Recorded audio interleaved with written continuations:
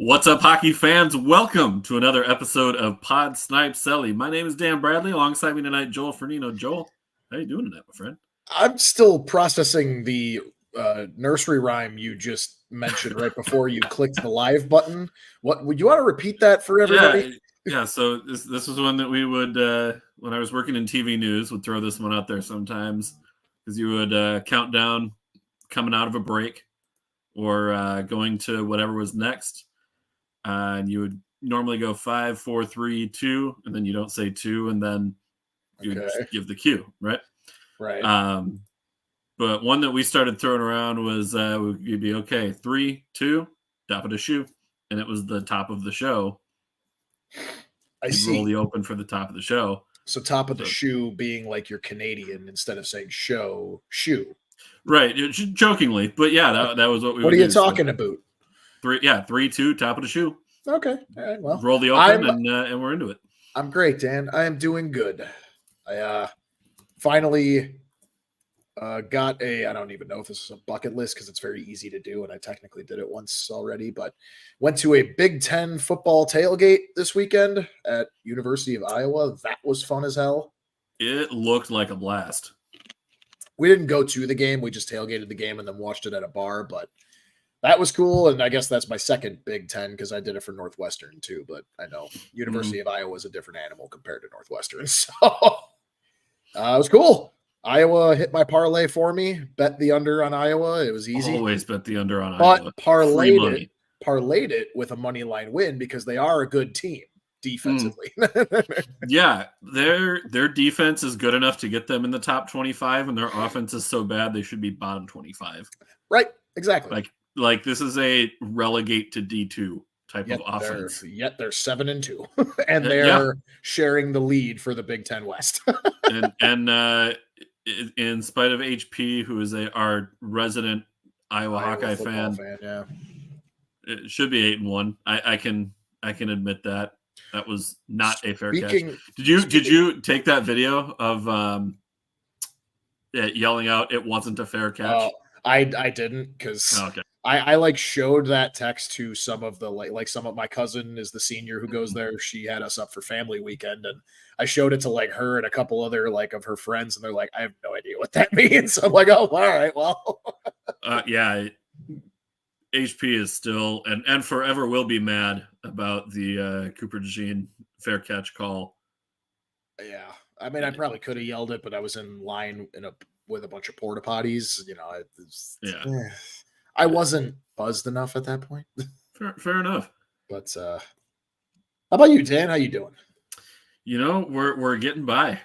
This was a really busy couple days here for work. For those who don't know, I work for a company that does sports betting writing and a lot of the legal news, gambling, the sports book reviews, all of that kind of stuff. So, with ESPN Bet launching today, it's been a lot of scramble to get prepared for that launch and what all is going on there. So, but the good news is I think we're ready for the next couple days here.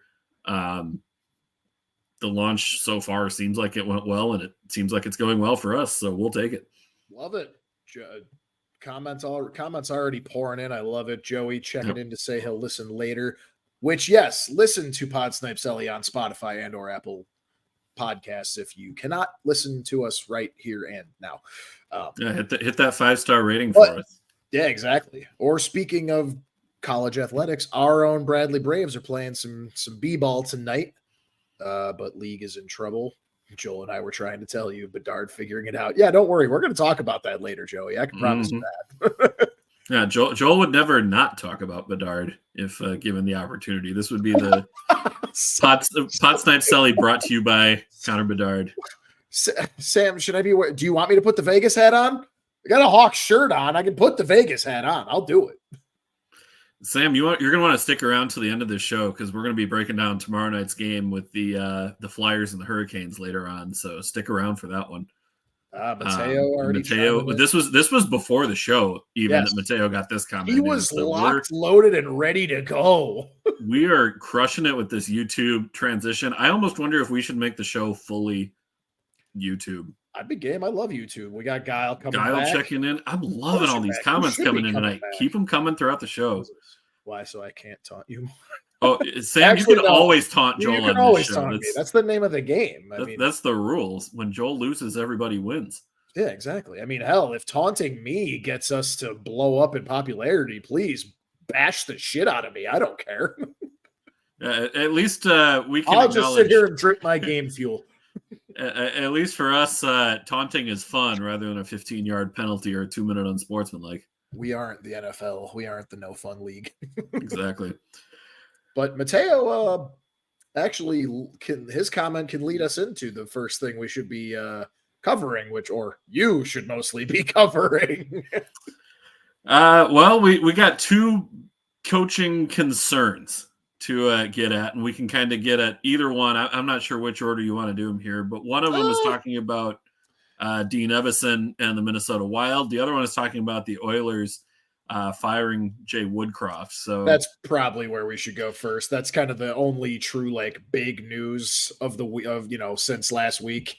There a couple things, but this is kind of takes the cake. Is the Oilers in weird fashion too, after losing to the San Jose Sharks, which we called on this show last week, we thought was going to happen. It just didn't. It wasn't their first win, so that kind of made it a little less fun. Still fun. Thanks Flyers, for messing that one up for us. What could have been? What the hell? They would have let that Flyers win bought Woodcraft one more game to be the coach. Maybe because then he turns around and wins a game later on after losing to San Jose, and then is out after that. I'm wondering if it was just after he lost to San Jose, I'm pretty sure they were just no, this is decided. We'll just they were on a road trip, weren't they, or were they at home? I can't remember. I think they were coming back from the road trip because I think they were at San Jose. So they had halfway, they had a little decency to be like, we're going to fire you when you get back. Yeah. So the let Woodcroft go. Chris Knobloch is the interim head coach. He was previously with the Hartford Wolfpack of the AHL and had 13 years of coaching experience before that. He was an assistant with the Flyers. He was a coach in Canadian juniors. So, I mean, he's been all over the place as a coach. And we had a comment from Sam here saying that Knobloch is a good choice for the head coach. Yeah, I think so too. And we saw it already. The adversity early on of they go down 1-0 early last night, but rally for a 4-1 win against the New York Islanders to get Knobloch his first win as an interim head coach. Joel, I got to ask, though, was it the right call to, A, fire Woodcroft, and B, was it the right call to fire him when they did? I mean, yeah.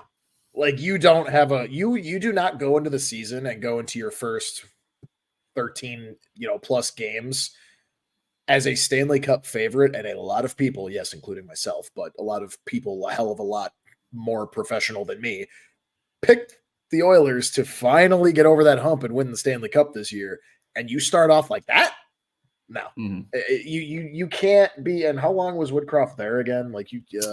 He was just there. In fact, he this basically a year and a half, a little over. Right. So he had a 79, 41, and 13 record in 133 regular season games over the past 3 seasons with the Oilers, and before that, he was Edmonton's AHL coach in Bakersfield. Right. So It always ends up, you know what? And I kind of agree with here. So we're going to get a couple comments in here before. So yeah, it is early to see a fire. I agree. But yeah, I mean, the ship was sinking. So that kind of gets to my point, and I'll get the couple other comments in here that are much, that are really good points as well. But I mean, what is the only constant, especially in hockey? Your first scapegoat is always the head coach. Yep. And not to mention, we already know, and we can touch on this too, Ken Holland should probably be close behind him out the door soon too. Simply because... Yes. Mateo, it's not Woodcroft, it's the roster construction. It is. And that's why I'm kind of like in the middle. I'm like, was it a good decision? Yeah, sure, because it's almost like a extreme way of pulling the goalie and switching out to your backup. Like when a goalie's having a bad game, like you light a fire under their ass, you have to do something. This is a very extremist way of doing that, but it is something. And then Mateo also has, how in the fucking world does Ken Holland have that bullet? Wallstedt trades, Smith signing, Keith signing, Campbell signing, all fireable offenses just with the goaltending position. Yeah, we traded Keith to them. Yeah, he acknowledged later on that Keith wasn't a defenseman. Yeah. That he's a defenseman, he's not a goalie. Right. But to that point, yeah, I mean, you look at what are the biggest areas of need that the Oilers have had for the last 5, 6, 7 years. It's been defense and it's been goaltending. You get a chance to draft Jesper Wallstedt and you trade down 2 spots and you leave him for the Wild to take. Thank you, by the way, for that. I will always be grateful for that. Yeah. But yeah, to go out and sign Mike Smith, to go out and bring in Jack Campbell on a 5x5, and in year 2, you've got him stashed in the minors. Those are the far bigger issues. Yeah, you said it right there too. Like the 1 year they finally do break through and get to the conference final, it wasn't because of Mike Smith. It was in spite of Mike Smith. Exactly. That was we talked about it ad nauseum. That was Connor McDavid saying, fuck it, I am going to carry all of you on my damn back. Yeah, fuck it, we ball. Like, I will carry all of your asses, including you, washed up Mike Smith, on my back to the conference final until we run into the juggernaut that is the Colorado Avalanche that won the cup. I'm almost talking myself into saying it wasn't the right decision because he had such a short tenure and this is Ken Holland's fault. But that's also why I'm like, if you ask me if I'm surprised, I'm not, because Ken Holland's the GM, right? So he probably had a say in this unless the owners shot over him and did it too, right? I don't know. None of us would really know. Ken Holland's still there. So I imagine, why does the coach get let go this early into the season? But what are you going to give Ken Holland till the end of the season? Are you going to give him another draft, or are you going to fire him mid-season? I mean, I get firing a GM mid-season is a lot. That's a bit more abnormal to see, and usually it is like we'll let you go after the draft, or it'll be like we'll let you go at the end of the season, but we're going to keep the scouting department in place for the draft and use the new GM with the old scouting regime's intel. Go with that. Giles saying takes a team to play and win, not one individual. And Mateo saying you have Darnell Nurse and Evan Bouchard doing the same thing. Yeah, so much of it comes down to roster construction. Holland's been through 3 coaches. Joel, remember before the show I was telling you I had a great stat to drop on you here? Oh, yeah. Mateo, for the record, he didn't show me this. This is my live reaction to whatever the hell this is. Mateo led to a great point here, which is that since the Oilers entered the league 1979, they've had 18 head coaches in that span. Ryan Nugent-Hopkins, who was drafted in 2011, has played for half of the coaches in Edmonton's franchise history. Holy shit, he played for 9 head coaches? He played for 9 head coaches since the 2011 draft. Wow. Those coaches being Tom Rennie, who was there when Nuge was drafted, Ralph Kruger, Dallas Eakins, Todd Nelson, Todd McClellan, Ken Hitchcock, Dave Tippett, Jay Woodcroft, and now Chris Knobloch. That is 9 head coaches in 12 seasons. I get it. There were some really dismal years for Edmonton in there. That sort of organizational turnover doesn't breed success. Yeah. And I mean, well, hell, yeah. I know the exact feeling. The Bears do it.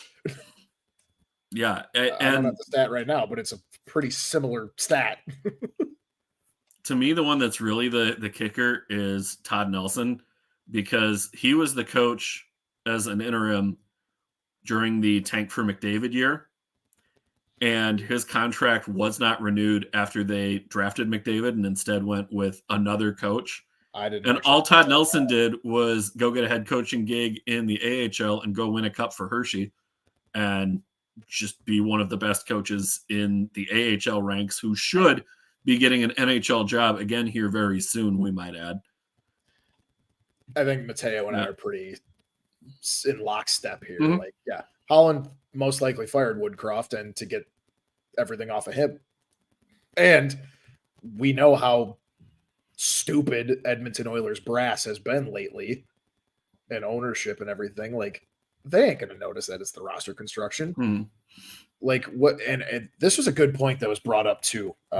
My favorite podcast, the CHGO Blackhawks podcast. They were talking about your second favorite, PSC being your favorite. I can't say my own is my favorite. Oh, that's just come on. Even I know that's not cool. All right, fine. I do listen to us just to hear if my voice has gotten less annoying. Go back and review the takes too, and be like, "Ooh, I was spot on with this one," or "Ooh, this was or like, "Oh God, what the hell happened to my mic? I need to lean down more, or I need to buy a boom stand. I'll just do that." Yeah, get one of those. I gotta get one of those set up in here too. I'm going to. Christmas is coming, or the holidays are also coming, but they had a good point about like rebuilds. Like it was obviously talking about Bedard and rebuild, all that stuff, but not straying away from the point of the rebuild. So not getting lucky and getting that generational first overall pick. So then they started talking about Edmonton and McDavid.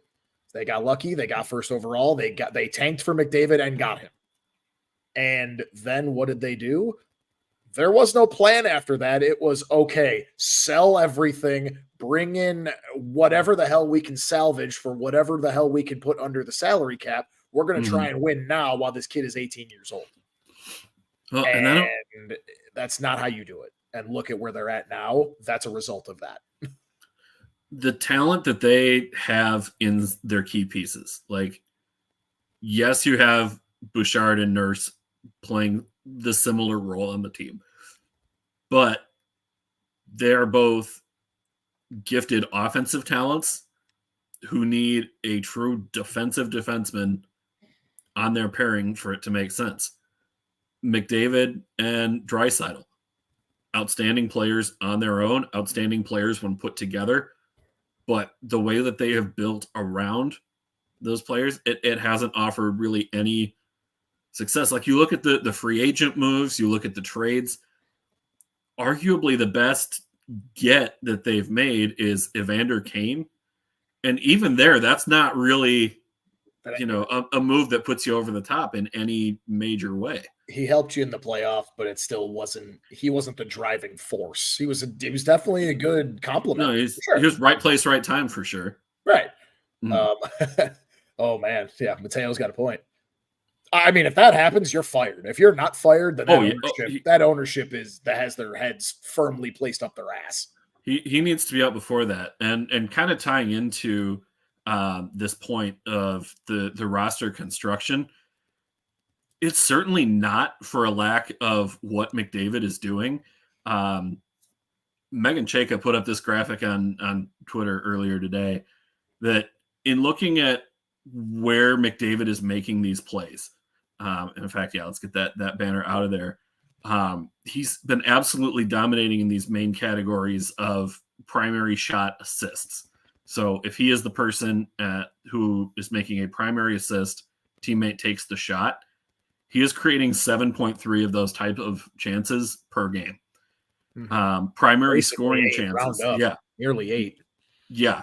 2.67, nearly 3. Primary scoring chance assists. So these are opportunities that should be converting directly to goals. However, from this year, what has that translated to? 0.25 primary assists per game. 1 primary assist every 4 games, tied for 152nd in the NHL. This from a guy who we've seen who just put up a 150-point season, and the team suddenly can't finish around. Made it look easy. Yeah, and he did. He did make it look easy last year. Like, I know betting is still somewhat new, but like seeing him consistently be like over under 2.5 points for Connor McDavid, that was where they were setting lines for him. Yeah. And they would bet the over would be favored, and he would hit. Yep. It's crazy to me. And to me, it's a sign that, there may have been a coaching problem in regards to this team for this season, But the bigger issue is this team is not built to win long term right now, or looking at where they're at next year. I don't see a clear path here where Yeah. guy with the chirps. I don't see it, I don't remember it, so then I listen and learn. I don't see a clear path for how Edmonton is able to move forward at this point. I mean, a couple of moves, like maybe you figure out a way to move Jack Campbell. Yes, because someone wants him. But move Jack Campbell to get your room there, get a little wiggle room with the cap, make a few other smaller moves. Mateo's point here too. The players know it's roster construction, and they were vocally mad in the media, like Woodcroft never lost the room.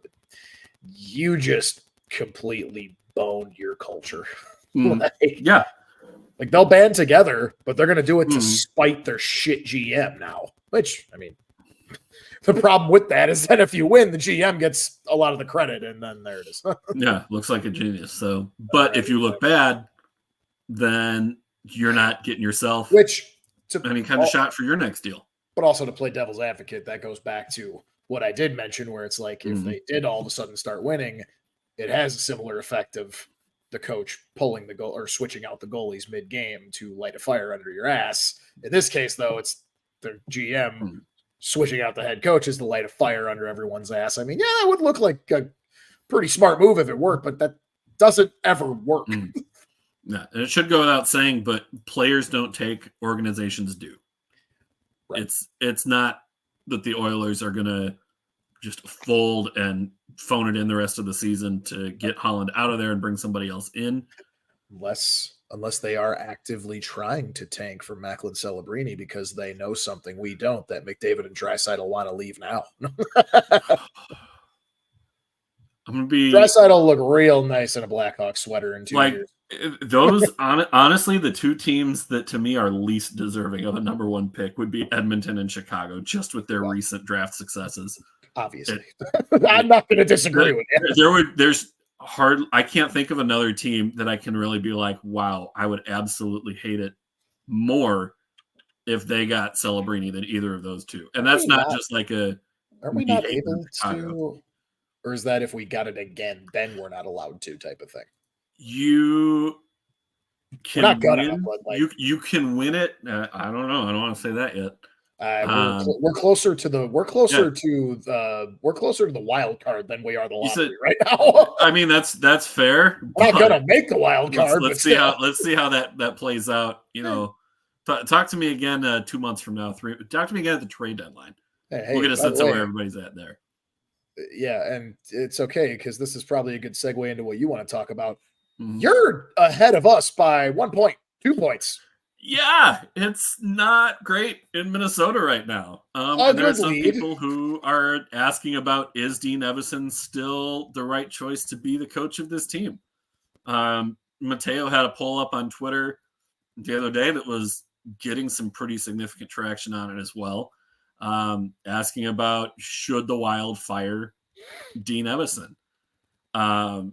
We had a good conversation about that, and there to me are two ways of looking at it. If you're in the camp of yes, fire Dean Evason, my question to you is, okay, who are you going to go get that is an upgrade?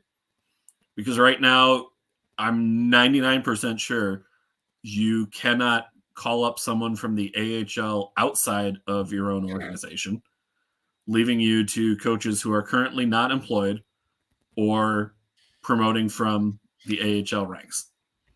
Yeah. I think they want to keep Iowa as is right now so that you can continue to develop Wallstead, Lambos, O'Rourke, Hunt, all these guys, Masters that are down there at Iowa right now so that they can continue to be ready over the next couple of years. You would need to go out and get somebody from outside of the organization. And better be piping hot. Dallas was the example. He learned nothing. That game, I couldn't watch it, but I was watching yours and HP's text in our group chat, and I was like, What the hell is going on? Oh my God, you 8-3. And not just 8-3, 8-3 with 5 power play goals against and 2 shorthanded goals against. Oh shit, I didn't read that part. I only saw the 5 power play goals let up. 7 of the 8 goals came on special teams. They allowed 1 5-on-5 goal and lost 8-3. At home too, right? At home. HP was at the game. That's a good question. I'm curious. How many coaches have you had in the last few seasons? The Wild? From Guile, Evason, Boudreau, Mike Yo. There's somebody in between Yo and Boudreau, though. There was a guy that they called up from Iowa. I'm blanking on his name right now. Okay. So somebody's going to drop it in the chat here. They had an interim, and then they went with Boudreau. Yeah. And then Evason. God, this is killing me. I should know. Either way. More coaching stability than Edmonton, I can tell you that. Well, that's a low bar. Low bar, but still got to clear it. I mean, to your point, though, like, I'm just like, I had asked you because I guess this depended. Like Woodcroft's kind of there it is. Your brother coming through. I just switched away to go look it up. Oh yeah, John Torchetti. Yep, Torch.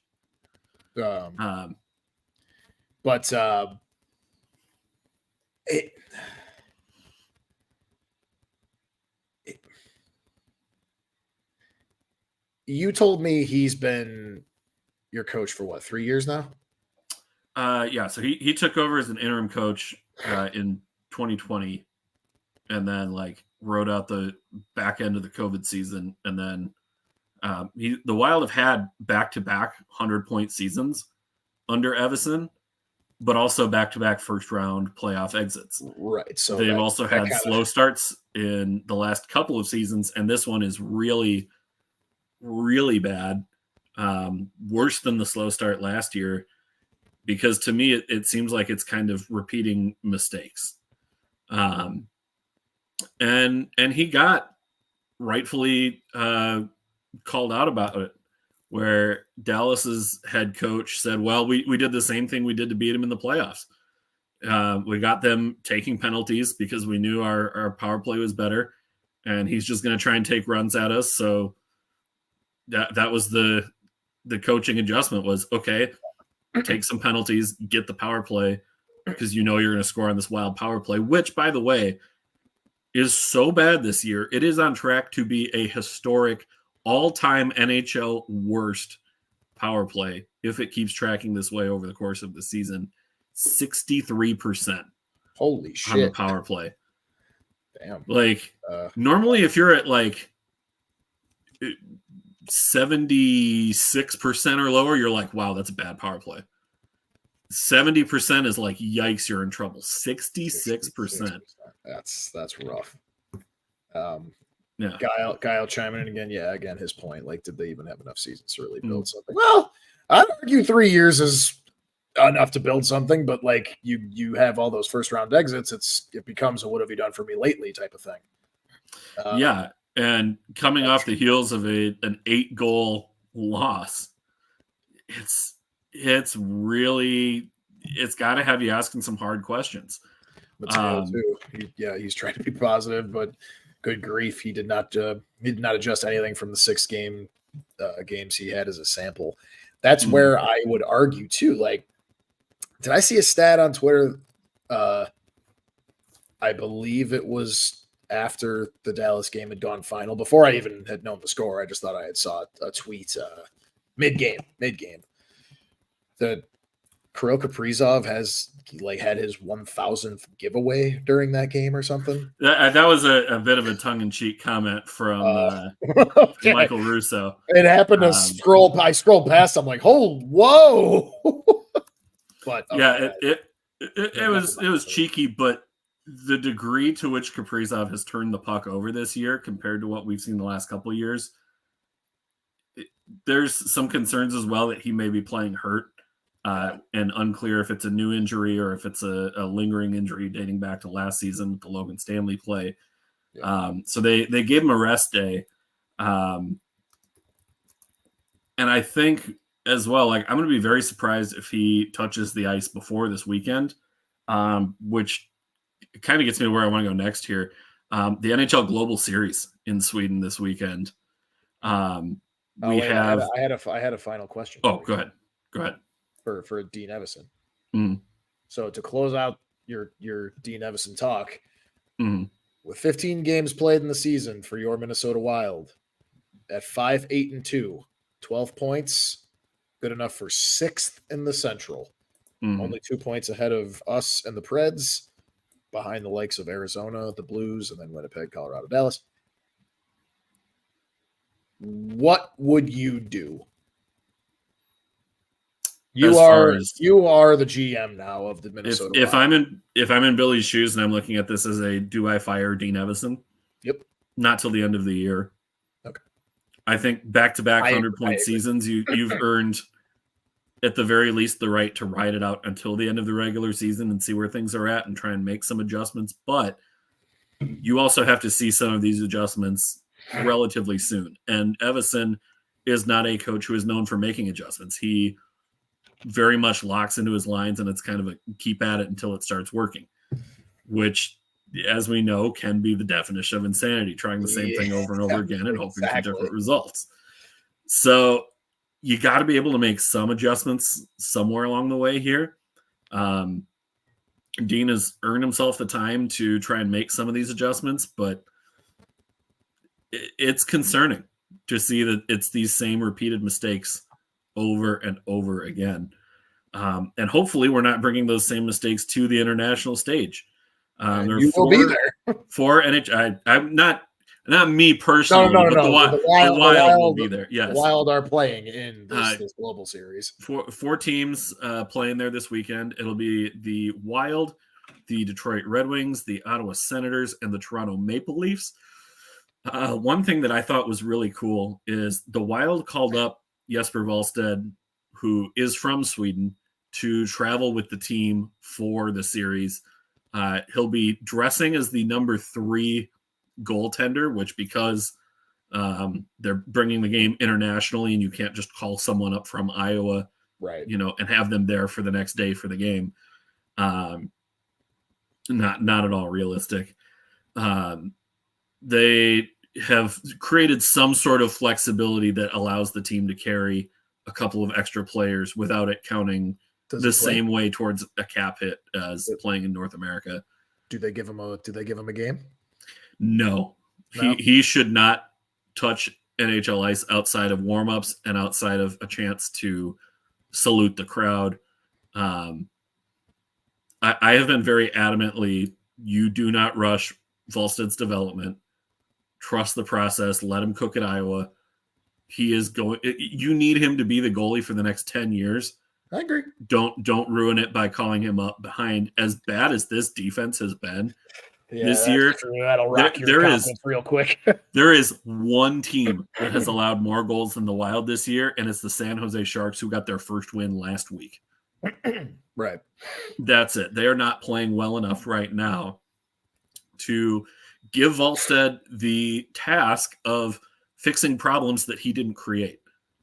You can't put that kind of pressure and expectation on a young goaltender and expect him to be successful and bail you out.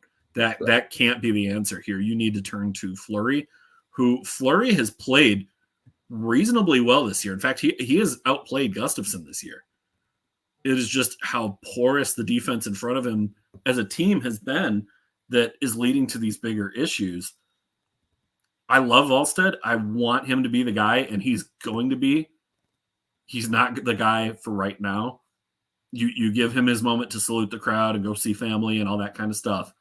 But you can't put him in there unless there are injuries. And that's what the bar needs to be. It can't just be, Gus and Fleury aren't playing well. It has to be injury for him to see ice. And injuries to both to see ice. No, that's fair. Are you going to be watching? You'll be watching, right? I will. I unfortunately won't be able to watch any of them. I will be gone this weekend, but I'm pretty sure There's a It's game like Thursday. it's either 10 a.m. or 11 a.m. Eastern start on Saturday morning. That's not bad. And then it is either a 7 a.m. or an 8 a.m. start on Sunday morning. It's a little worse. That's gonna be a little rough, but it'll be fun. I mean, yeah, and I mean, and actually, speaking of, we got Guile chiming in at least on the European series. How were the teams selected for this? I'm not entirely sure how the teams were selected, but I do think it's worth noting that there are some pretty strong Swedish connections to each of the teams. That to me was probably the biggest factor in how they picked the teams. Minnesota has, I think, more Swedes than Minnesotans, and for a team that likes to draft Minnesotans, trade for Minnesotans, keep them around, call them up, it's about right. We also got a couple other catch-ups real quick. I mean, you're still talking about the Wild a little bit. Like Kaprizov and Boldy are having low-key decent years, both a point per game. Yep. Along with so if they could hire an AHL coach with promise not named Brett McLean, I'd fire him instantly. Yeah, and there are quite a few. And Mateo, you and I were kind of talking about this the other day. There are a few coaches that I am looking at here, and I'm like, wow, if we can get these guys, that would be great. I mentioned earlier in the show Todd Nelson from Hershey. Excuse me. From the AHL ranks, Jessica Campbell from Coachella Valley. From the NHL, Jeff Halpern with Tampa Bay or Mitch Love with Washington. Those are guys who I would love to see get some head coaching chances here. Coaches who across the board are worthy of an NHL shot. And I would much rather see them rather than kind of retread the coaching carousel and hire somebody else. Like, yeah, Jay Woodcroft is available. It'd be an interesting choice, but to me, you got to go somebody outside the organization and maybe even outside the NHL ranks entirely for the next coaching hire here, because what it's been hasn't really been it. No, I totally agree. That'll be fun. I'm going to try. I'll try to at least watch the highlights, but that'll be cool. Yeah, I'm looking forward to it. There should be some really good games over there. And for those of you who are subscribers to The Athletic, like they're going to have so much content there. So if you're a Wild fan in particular, they've got Russo and Joe Smith over there doing a lot of coverage. So some fun stories coming out of the way on that. Joel, we talked plenty about my team during the show. Let's talk about your team here a little bit. Connor Bedard with a big weekend, 4 goals, 2 assists in 2 games. Really kind of the surge that we were like, it's coming. We don't know when, but the breakout is coming. He now leads all rookies in goals with 9, 13 points in 13 games. And to me, the real impressive one, 11 of his 13 are even strength points. What is clicking for Connor Bedard right now, other than everything? The floodgates are open. You were right. It was only a matter of time. And if it's 13 games in and he's starting to understand the game more and more, and he's starting to get that kind of, not afraid to just say, fuck it, I'm going to go do this type of mentality that, rookies inevitably have. I mean, they're going to hesitate. They're going to maybe deflect to the veterans mostly, and they're going to be like, oh, I'll earn my way to go get this attitude. No, I mean, 13 games in, he just says, no, screw it. If I got to go make it happen, I'm going to go do it. If I make a mistake, I make a mistake. I'm not going to learn if I don't try. And if he's unlocking that this early, thoughts and prayers to the rest of the NHL. Yeah. But if he's a point per game player as an 18-year-old, and that's going to be his floor moving forward, that's to your point and to your question, and I have some stats on the big weekend, this big breakout weekend that he had. I mean, Mickey Mouse points, they were easy. Whispers, we are fucked. Mateo's whispers is HP's Ducks. Same thing. Mickey Mouse points, they were easy. Ducks. So as you said, 9 goals, 13 points in 13 games. Let me get some stats out here for you. So this weekend was 5 or sorry. 6 points in his last 2 games, 4 goals that same span. All of them were crazy, dazzling goals too. I'll get into that, but he set the Hawks franchise record for the first player with 9 goals in his first 13 career games. He was the 3rd youngest player with a 4-point game in the NHL, and the first one to do it since 1944. I had the other 2 names up. I lost them, but they both did it in 1944. You'll find it. It's pretty easy to find. He was the youngest Blackhawks player with a multi-goal game. Kirby Dach was the recent one before him. He's at a 56 goal pace and like you said, leading all rookies, and that's as an 18-year-old. And then there's even a couple other like deeper things here. So I said, yeah, he is the 46th player in the NHL in NHL history to have 9 goals in his first 13 career games, but only the 6th player to do it since 1994.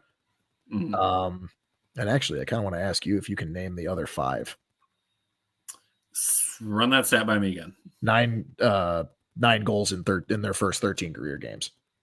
Oh boy. And they are all, like I said, I mean, since 1994, he is the 6th person to do it. The other 5 since 94. Matthews. Nope. No? He had 4 goals in his first game and he didn't get to 9 in his first 13. Yep. Okay. Ovi. Nope. Wow. I thought that one for sure. That would have been a layup. Let's see here. You might actually, you'll get one and then I'll just read off the rest to you. I think you'll definitely get it. You love him, but he's not on your team. And he's in the East. And he's probably the most most disrespected player currently active in the NHL. Underrated still at his age. I'm so lost on where you're going with this one. Penguins. Crosby? Evgeny Malkin. Well, okay, Malkin, yeah. All right, so other than him... But was Crosby one of them? Because Crosby's not much of a... Like, he's not the goal scorer. He's more the setup guy. So I wouldn't have thought he'd been up there. So outside of Evgeny Malkin, the other were Elias Pettersson. Yep, that makes sense. Alex Chason. I wouldn't have got him. You could have given me another 100 guesses. I wouldn't have got him. Mikel Aulette, I think I said his name right. And then I don't actually know how to say this guy's name. Christian Huselius. Christian Huselius. Yep, you got it.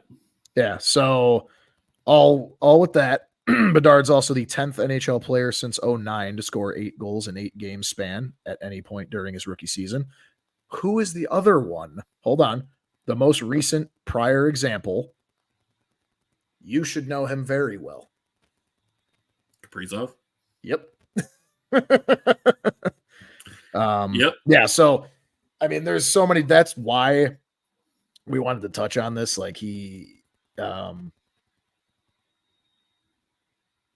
this one's kind of fun, too. Bedard is the first NHL rookie since Austin Matthews in 2016 to record 43 shots on goal in his first 13 games. There we go. There's your Austin Matthews comparison. had to get a comparison stat-wise because Matthews' rookie year was impressive as well. It's so fun. Like, he's finally... I mean, he had lived up to the hype in the games he had played prior to these 2 weekend games anyway, but, like, now he's really starting to get it, and all 4 of those goals were just disgusting. And he made all of those points happen. I had his name written down, so I'm going to make fun of the Hawks at the same time of commending Connor Bedard here. So Kevin Stenlund just got made famous because he's the one that Connor Bedard pickpocketed in front of the net and then proceeded to snipe over Sergei Bobrovsky's shoulder. Mm-hmm. Kevin Stenlund, that highlight is going to be shown the rest of this season and beyond, and in plenty of highlight videos, just as Kirby Dach was made famous by Cale Makar for getting his ankles broken for that goal, that game-winning goal that Makar scored on us in overtime. I was at that game when it happened too, and that highlight to this day still shows on a bunch of NHL promo packages. One is going to be the same thing. Yeah.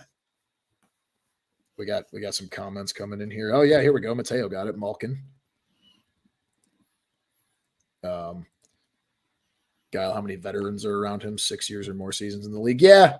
So Taylor Hall's been injured, but his chemistry with Nick Foligno has been just something to behold. And I mean, Nick Foligno, like, if he stayed, I'd be totally cool with giving him the C until Bedard grows into getting that C himself, because that's just how good of a leader he is and just how respected in that room that Nick Foligno is. He's also got some very special chemistry growing with Philip Kurashev that I love to see. So I mean, it's not much. Kurashev, Captain Jellyfish, as we're going to start calling him around here on this show. Yes, he played. Yeah, we got a tweet earlier from I think that was Charlie Remiliotis, one of the Blackhawks writers, that Philip Kurashev played in the Florida Panthers game. He played through an injury. What kind of injury, you ask? A jellyfish sting. Anything to get an advantage for that game against the Kraken later this year, right? Right, exactly. So if he's got some he's got to have some jellyfish superpowers. I mean, maybe an octopus's weakness is a jellyfish. But no, so. to put a pin in all of it, like, I'm sorry, I gotta glow. It's so much fun, but here's the deal: like, jokes aside and glowing and all that stuff aside, like, having the opportunity and the just sheer fortune to be able to watch him on my team, you just like, look, I'm not going to sit here and say just because he had such an amazing weekend, he's going to beat Gretzky's records. Like, I'm not saying any of that, but you need to be able to have so much fun with it and cherish it while you have it, because take it from me, that decade of dominance that we had with Taves, Kane, Keith, Crawford, Hossa, all them, we thought that would never end. From a Hawks fan perspective, every single year it was like, dude, we're going to cup contend every single year. This is never going to end, and they are still damn good, even when they were getting knocked out in the first round after winning cups. And then all of a sudden, in the blink of an eye, Thanos snap, it was gone. So that's why now we're fortunate enough to be back so soon with a superstar. And you will hear it live on air right now. I've been saying this to people asking me about it. You haven't asked me about it, and neither has HP, and you're going to hear this for the first time. Connor Bedard at 18 is already better than Patrick Kane. Wow. And I love Patrick Kane. He will forever be one of my favorite players of all time. Outside of Austin Matthews, he'll go down when it's all said and done as the best U.S.-born player. I am not going to go off that fact. I will die on that hill, obviously, until Austin Matthews retires. But it's just something to behold. Everything he does is just disgusting. Everyone on here, go watch those goals if you haven't seen them. If you haven't seen them, you're living under a rock, or you're not a hockey fan, I guess. But ESPN will throw them in your face. I'm cherishing every minute of it, and I'm not taking it for granted. So, like, jokingly, I can sit here and be like, my God, this is phenomenal. But, like, jokes aside, I have to just cherish this, because 15 years could pass by in a flash and it'll all be over again, right? So it's but he's figuring it out, and we'll have more updates on him. I mean, we kind of have to, but this weekend was just that true kind of, in a way, in some ways, record-breaking breakout weekend that we've all been kind of waiting for with bated breath, and it's arrived. Well, and we mentioned on the show about 3, maybe 4 weeks ago here that with the number of high danger shots that Bedard was taking, that, like, we knew this breakout was coming. It was only a matter of time before the shots were going to start falling, because it was like him and Austin Matthews, and Matthews had like 8 or 9 goals at that point, and the only other player was. So what? Hey, he slowed down a little bit. That's confusing. But no, I mean, I agree. You look at it, you look at like just his release and just the sneakiness of how fast and powerful the little wristers can be, the plays he makes, like the no look passes. It's why I'm saying, like, we got to catch up with these comments before we move on to the picks, but Rossi will have that kind of weekend in Sweden. You know what? I hope you're right. I hope you're right, Mateo. I can see it. What else we got? Sweet. Not wrong. This feels like Minnesota fans with Kaprizov and Gebber. Right. Exactly. When you get that kind of budding superstar, like you guys with Kaprizov, like I get it. We talked about first round exits and whatnot, but you finally, for the first time in a long time, had 100-point scorer. You said it, and you said something similar to me saying that Bedard's already better than Patrick Kane.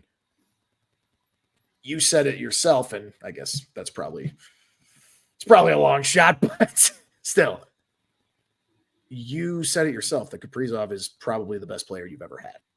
At least in terms of raw talent, I think he's the most talented player to ever play for the Wild. And that's kind of where I'm looking. Like at 18, I had this, and we've had plenty of Hall of Famers come through here. Like he might be, in terms of raw talent, the best player we will have ever had, but we'll see. Obviously, he's got some stuff to work on too, right? So not wrong. Yes, Guile is going to continue, or was it the teams he was playing? Well, that's the thing. He's doing this against like top teams. He did it against Tampa Bay and against Florida, who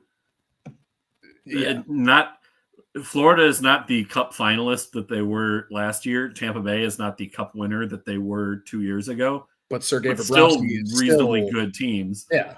Sergei Bobrovsky is still one of the most elite goaltenders in the league right now. What else we got? Yeah, the Devils game as well. Like even in that one, Bedard didn't get on the board, but he was getting so many high danger chances in that game. And maybe that's not a great example because he was the -3, but like again, don't put a ton of stock in a plus minus. Like look at how he's actually playing. Right. And look at the fact that this is twice now that they beat the Panthers in like a week and a half, 2 week stretch here. So that's going to be tough to play Tampa again, but we're playing them at home, so we'll see. But I love this Mateo, the same way Poppy is a closeted Blues fan. I think I'm a closeted Hawks fan, sort of. Hell yeah. Hop on the bandwagon, Mateo. There's plenty of room. Yeah, he's going on to say it's not because of Bedard, it's everybody else on the way. Specifically Oliver Moore, who I still can't believe you guys got. And shout out to the AHL's first star of the month, Drew Comesso. He's good. They couldn't give Jesper Wallstedt all the awards, so had to throw Comesso one. Hey, look, I know Wallstedt is going to be better than Comesso, but that doesn't mean Comesso won't be a superstar either. Just Wallstedt might be. I was going to say Edmonton passing on Wallstedt could be our version of us passing on Mahomes. You never know. Yeah. You never know. Let's get into picks here. Joel, we each got one right. We each got one wrong. And there was one that we had different, and that was the factor. The LA Kings beating the Vegas Golden Knights last week. My secondary boys. Sam, this is where maybe that's why I didn't have the hat on, because they disappointed me last week. We got to light the beacon for Sam here, because the first game that we're going to talk about is Flyers and Hurricanes. Probably her two favorite clubs. Flyers plus 1.5 goals at -126 at Carolina, -1.5 at plus 105. Joel, who you rocking with in this one? It's so tough too, because the first thing I always go to, at least on puck line, is goal differential. And somehow, some way, the Flyers and the Hurricanes are tied in goal differential. They're both a +2. Yeah, the goaltending injuries for the Flyers this year have added up. Freddie Anderson being out with, my understanding was it was blood clots that he's dealing with. So he's had so much shit he's got to deal with. One of the most frequently injured goaltenders in the league, and that one sucks because it's not even something that he really could have done. It like, you get injured making a save or whatever. Like, okay, it was something on the ice that you, to a degree, is just a playing risk. Yeah, a blood clot isn't something that's like part of the game. It's something totally outside of that keeps you from playing. Like that kind of thing sucks, and you hate to see it. By the way, we see the backlog of comments. We'll get to that after the picks. We'll rattle through them. Yeah. Yeah, we got to get through picks here. We're going to be here till, another hour from now. No. We're not trying to turn into Judd's Buds out here. I actually am pretty settled on this. So far, the Flyers have proven me wrong, similar to how the Bruins have proven me wrong, too. I said the Flyers, outside of the Sharks, were going to bid for first overall this year, and they were going to be in the run for Macklin Celebrini. Right now, that's not how things are looking. They're still just like middle of the pack, but 7-7-1. That's not what I expected. So to me, I think the Flyers can cover, especially with the Hurricanes clearly not putting up the offensive numbers right now that we come to know. I think they can cover. I'm going to take the Flyers. Carolina played Philly in Philly just over 2 weeks ago. October 30th was the date of that one. It was a 3-2 win for the Flyers, or excuse me, a 3-2 win for the Hurricanes in Philadelphia. Getting at home, that's usually enough to tip the scales. I think I am going to go Carolina at the -1.5 at plus money here, just being at home. But one that's really interesting here, just from a pure numbers standpoint. One thing that I always like to try and look at when making these picks is how many shots do you put up and how many do you allow per game at home and on the road. The at home Carolina is, where were they? I just saw them here. Carolina is third in the NHL, tied for second actually in shots per game at home, 34.1, only behind the Panthers and the Penguins. Shots against per game while on the road. For the Flyers here, where did they go? Flyers surprisingly good at limiting shots on the road at 7th, 29.3, seventh fewest shots allowed per game. But interestingly enough, fewest road shots allowed, Carolina. So it is one of those where I'm like, man, this is really close. Could go either way because it's the puck line. I am going to go Carolina since they're at home and just to be different. But Philly's a scrappy team, dude. They're hanging around. They've got some impressive wins this year too. Right. They beat LA. They beat the Ducks to end the Ducks win streak. But then they also lost to the Sharks. They split with the Sabres. They embarrassed my Wild 6-2. Not that I'm still bitter about that one, but I get it. All right. Well, we're different. I'll take it. Seattle Kraken plus a goal and a half at -154 at those same Edmonton Oilers we talked about earlier in the show, -1.5. Joel, what are you thinking here? I mean, like usually I would sit here and say Oilers -1.5 at plus money. Hammer the absolute hell out of that, but not this season. No, it doesn't quite carry the same weight this time around, does it? No, not at all, unfortunately. Now, this, correct me if I'm wrong, is their first game with interim head coach. Second game. No, they won last night with him. Oh, last night. Oh, they won too, right? Yeah. Yep. Yeah, that's right. 4-1. I was. So let's see. So they won 4-1. Who'd they play? The Islanders. The Islanders. Okay, so not necessarily a good team, but they got the job done. I mean, maybe this is the fire that the Oilers, it is the fire they needed lit under their ass. Oh man, this is tough.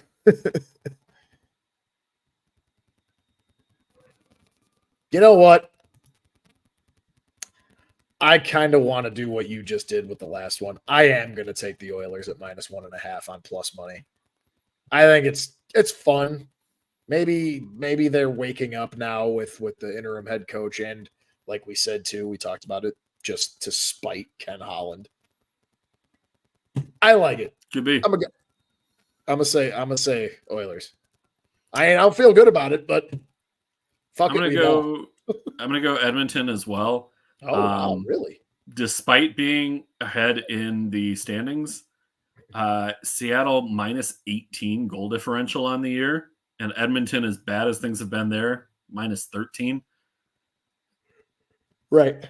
There's some comparable numbers there, but I think the Oilers are starting to turn things around here a little bit. I'm going to go with Edmonton in this one. I think 2 in a row for the new head coach. Make it happen. Mateo agrees. Yeah. Edmonton. Third game of the night. Ducks plus a goal and a half at the Avalanche minus a goal and a half. The money is so close on this one. Minus 113 for the Ducks, minus 106 for Colorado. That is correct. Both minuses because the action is that close to even on that line.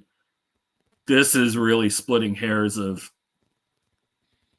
are they going to have enough to get the second goal, or do the Ducks keep it close enough? Ducks have been, we talked about it last week, surprisingly good this year. Yeah, they are.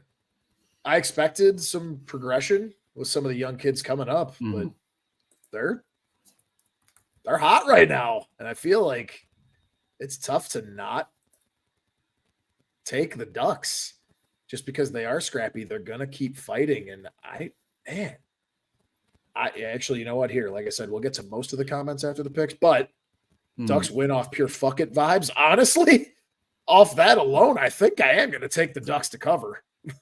Can we talk about how Frank Vetrano has 11 goals through 14 games this year? That's hilarious. Like, my guy is shooting 23.4%.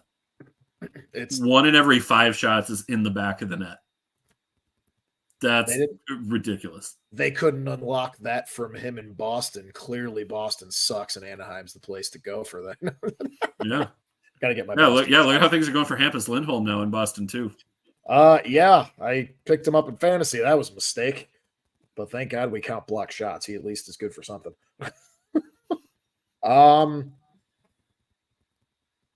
Looking at the goal differential too, Ducks at a +3 and Avalanche really at a mere +4. 9-5-0. They're 5-5-0 in their last 10. The Ducks 7-3 in their last 10. The Ducks are still riding a high. Yeah, obviously the Avalanche are probably going to humble them, and I think the Avalanche win the game. But I don't know, man. I think the Ducks can cover here. I have had such a hard time trying to make sense of what Colorado is this year. I think we all have. They got off to that great start, rattled off 6 wins out of the gate, and then 3 shutouts in 4 games. Shutout against the Penguins, shutout against the Sabres, beat the Blues, and then shutout 7-rip against Vegas. Yeah. They're a bit enigmatic right now. They've had some injuries starting to add up here too. Mm-hmm. Tough, right? Again, think I'm going to go the Avalanche just because they're at home, but you're honestly right. Again, both of these covers that I took, I don't feel good about it, but it's out of, if nothing else, I'm just riding the hot hand, regardless of how mid the team is. Mm-hmm.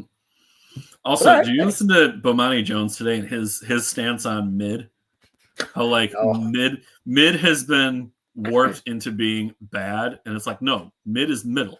Yeah. Mid is average. Mid is sufficient. Mid is a lot of the time good enough.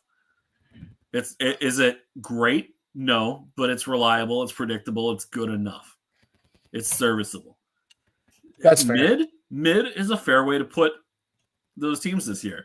Now, if you were to say like Columbus versus San Jose and try and call that mid, no. That's below mid. That's what did we call the Bears and the Panthers? That was the ass bowl. the toilet bowl. Well, so yeah, that's the PG way of putting it. Either way, toilet bowl is a real thing, though. Yeah. So, all right, and finally, 4th game of the night. New York Islanders at Vancouver Canucks. We get a money line game in this one. This one's straight up. Oh, thank you. That's nice of you. Yeah. Puck lines are tough. Puck lines are really tough. Yeah. This one a little more straightforward. Yeah, just a little. Just a little. Dude, Vancouver is killing it right now. They're 8-1-1 in their last 10 versus, of course, the Islanders, who are 3-5-2 on a 4-game losing streak. Minus 11 goal differential to Vancouver's plus 33 goal differential. Now, granted, Mhm. beating the Sharks 10-1 is going to keep that number inflated a little bit, but Just a touch. And it's fair to say Vancouver has had somewhat of an easy schedule early on. They beat the Oilers in their first 2 games while the Oilers are still figuring things out. it's not supposed to be an easy game, though. It's not supposed to be, but they had that. Was that while McDavid was hurt too? I think the second game was McDavid was hurt, but that first one they won 8-1 because Edmonton just didn't have it together out of the gates this year. Yeah. Beat the Blues, beat the Predators, beat the Sharks, beat the Oilers again, beat the Senators, beat the Canadiens. Right. There have been some softer wins along the way, but they're also still, I mean, it's not like they're winning all of these games 3-2, 2-1. Like I said, their last wins 5-2, 5-2, 6-2, 2-0, 10-1, 5-2, 5-0. I mean, their offense is humming. They're firing on all cylinders right now. This almost feels like so much of a layup that it's like You're do the opposite. Right. Yeah, you're like this seems like it's a no-brainer. It has to be. And yet I would agree with you, but I also don't. It is a no-brainer because if it were a no-brainer type of game, like maybe if it's like Columbus against Vancouver, right? Like that seems like a layup too. But Columbus could be shifty. The Islanders' offense is awful. It is, but this also seems like the type of trap game where it's like Ilya Sorokin stands on his head, puts up like 40-something saves. It's a 2-1 war of attrition. I could very easily see that being this type of game. But that could also be the part-time Islanders fan in me. Yeah, this one, I ain't overthinking this one. Vancouver all the way. Do I have it in me to take 3 picks different from you? I think you do. Knowing that what this could do to the standings, too. I'm only up on you by 1 for this season. Let's do it. Give me the Islanders. Ooh! I can't believe I'm doing it. They've been so. What do you? Would you say you're doing the Islanders for the bit? For the bit. Hashtag do it for the bit. Where's our soundboard? We need a soundboard, damn it. We do. So recapping our picks here. Joel is taking Vancouver. I'm taking the Islanders. Were we both taking Colorado? No, no, that's the one we got different. Yeah, I took the Ducks to cover. Yep, you're taking the Ducks to cover. I'm taking Colorado to win by 2 or more. This is the one we both agree on, both taking Edmonton. Mm-hmm. And then you are taking Philadelphia on the puck line, and I am taking Carolina. And by the way, I'll tweet this out of our account for everyone to review. And also I will make sure the odds are not copy pasted this time. Yeah. Real quick, we'll rattle off with some of the comments we missed here because we love you all for commenting. And we've had so many comments throughout the show tonight. We had some likes, some loves. We had a lot of viewers at one point. We were at 6. That's pretty damn good. And hey, it's the little victories. Don't make fun of me for that number. during a live, getting 7 was solid. Right. I'll take that. So, like I said, we had Mateo in here. Edmonton, he wins. He also said, "Hey, Judd's Bud's model works somehow with the." It does. They do like 2-hour shows, and there's sometimes we could do that, but it's not boring ever. Like they do a great job with that show. Right. Again, there's a couple questions, but we'll do the regular. So Mateo with the Leo Carlson has been kind of amazing. He has looked amazing, even despite the whole load management thing. He just gets that's part of why I couldn't pick Anaheim is because if Carlson sits, like that really should skew it for Colorado. Right. He can make it closer. He says it's not sustainable. That's an interesting take. We might have to unpack that at some point. Not tonight, but I almost tend to agree with him.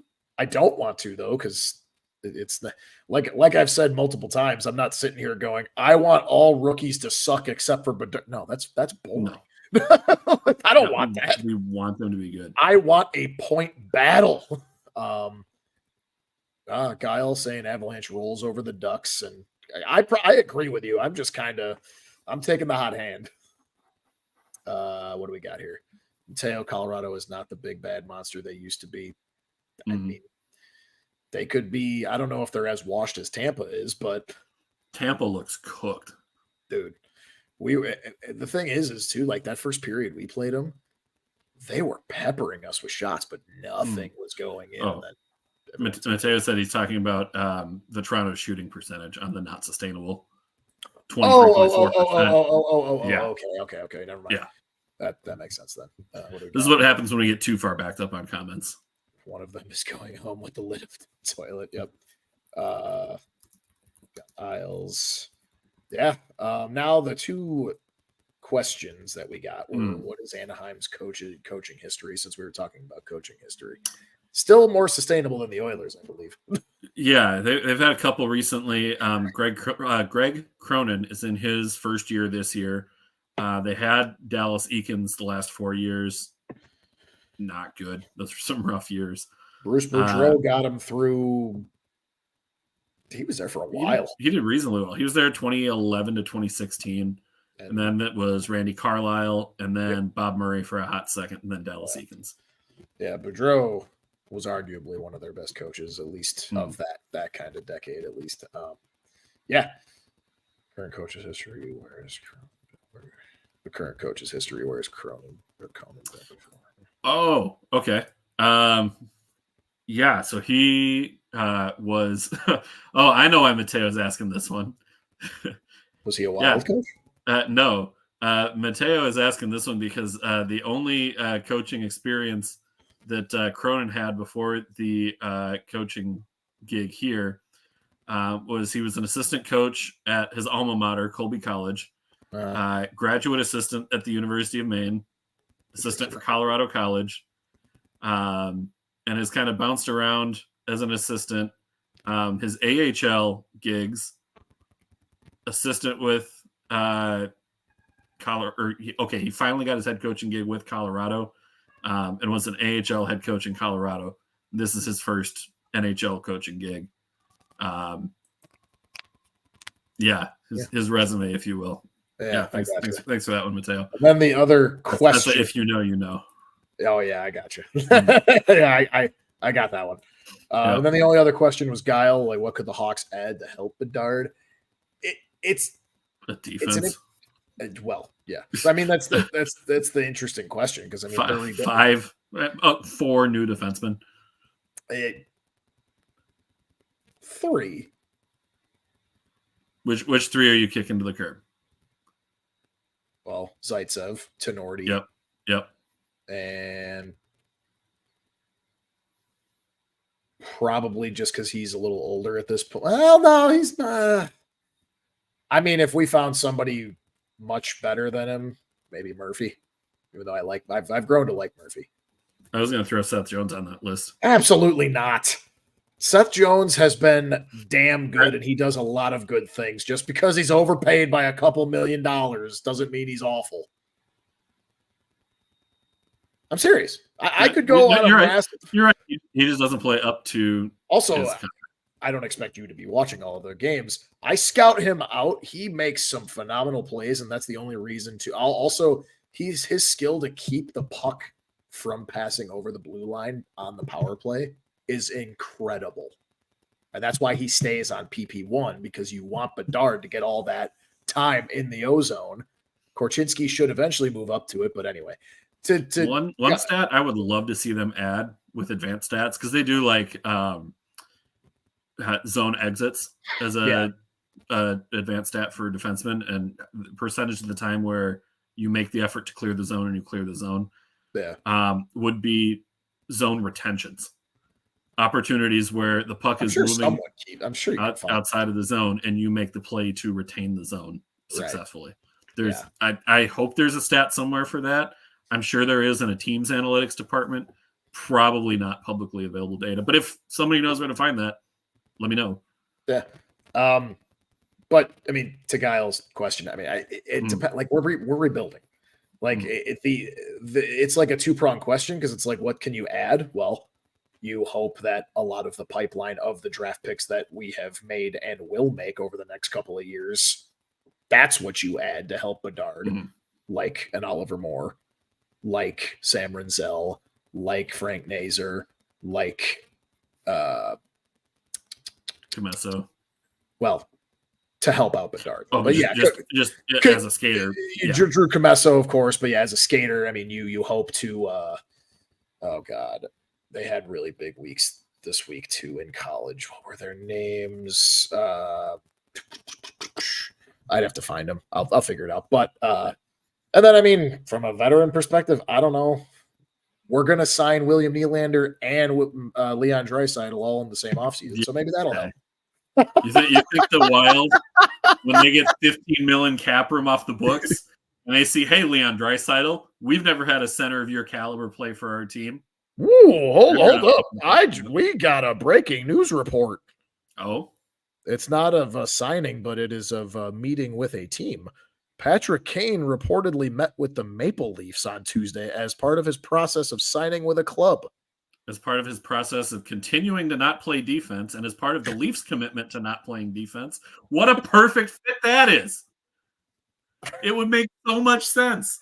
Actually, even aside from that, it would make a lot of sense he'd want to go play with Matthews. Yeah.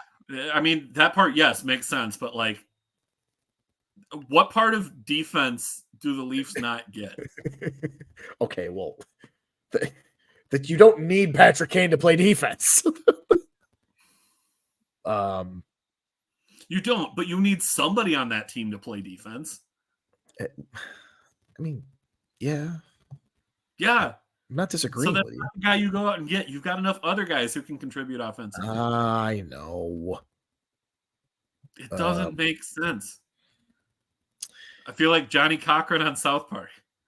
The Chewbacca defense. That does not make sense. That does not make sense. Okay, Joel, how do you feel about this one? Question from my dad here. How about Kane to the Panthers? Interesting. Oh, that was your dad. I'm sorry. I said it was your brother earlier. I apologize. I read it wrong. I read it as David, not Douglas. Oh, good. David usually chimes in here. He does. He started a new job recently, so he might still be getting used to that schedule. That's a good question. I mean, it's a fit.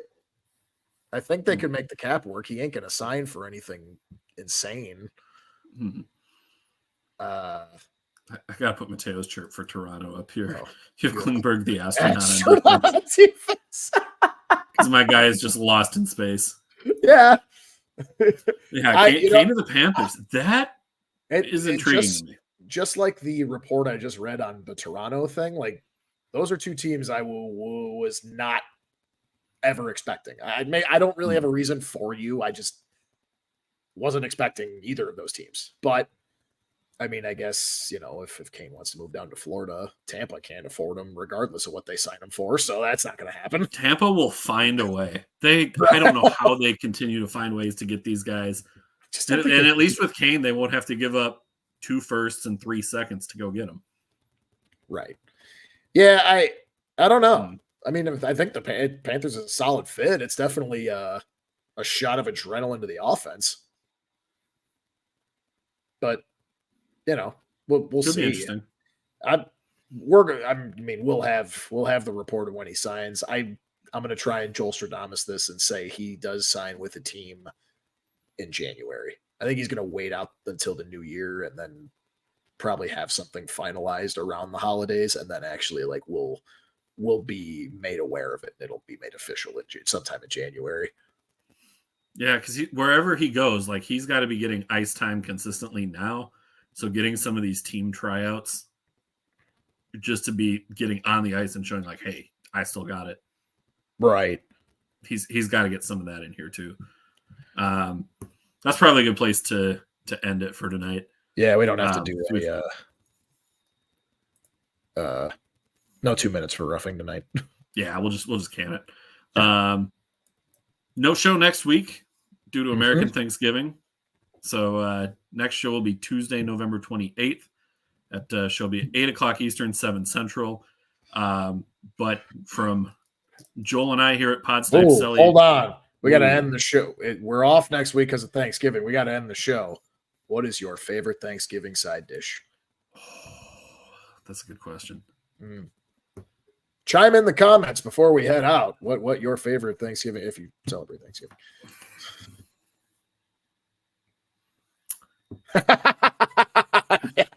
Kyle, and on next week's show, we go over the plus on bet line of show length. Continue. Bet the over. It's hammer the over. Hammer the over. Also, I agree with Mateo. I can see Dallas happening. I always like there's two. One is just the stuffing smothered in gravy. The other is when you take the sweet corn and mix it in with the mashed potatoes. All right. Either of those is good for me. I'm a tie, only because my mom makes both of these impeccably, like literally almost like they're handcrafted by God himself. But instead it's herself. Mashed potatoes all day, every day. And then stuffing. Yeah. And the way that my mom makes stuffing is just insane. She actually uses chopped apples, which just get some sweetness and some moisture in there with the juice. Yeah. I eat more mashed potatoes and stuffing than I eat of turkey and or ham. By the way, I have 2 Thanksgiving hot takes to end the show. Ham is better than turkey, and gravy is highly, highly overrated and does not need to be on that plate.